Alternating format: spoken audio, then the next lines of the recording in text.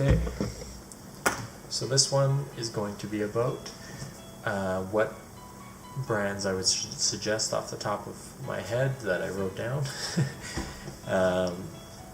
But the higher end brands, Salsa is a great adventure bike for gravel / cyclocross / touring. Salsa makes amazing bikes for all sorts of adventure needs. So if you're not looking to race or compete, or you're not doing this for a living, well, even if you are doing this for a living, you can buy a Salsa as well. But Salsas are a great all-around bike.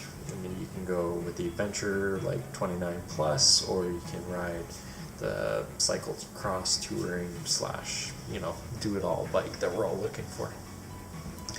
The next couple would be DeRosa for cyclocross gravel grinders. Ritchie makes amazing cyclocross gravel grinders that also obviously dismantle, and you can pack them in a smaller bag. And then Shand, however you guys like to say it, is they have another great couple of bikes in the last few years for gravel grinding and cyclocross. And then the cheaper or lower end, which they all have an upper end, but if you're just going to buy a bike off the internet and you want to save lots of money, something like a Kona or a Cannondale. If you want to bump it up a little bit, you could go for a Niner or even a used Ridley cyclocross bike.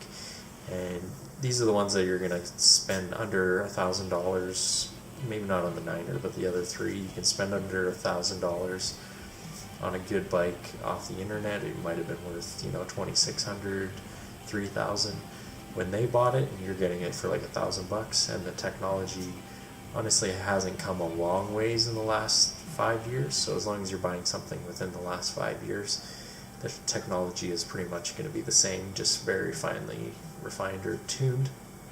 But if it's a starting bike, or it's going to go through a lot of mud and rain and locking into poles and all these kind of things we've been talking about in the last little while, then you want a cheaper bike anyway. It's something you don't have to stress about while you're gone. So those are a few brands that I would suggest looking into, and happy hunting. If you have any questions about purchasing a new bike, please let me know down below, and like, comment, and subscribe on this video, and we'll see you guys in the next one.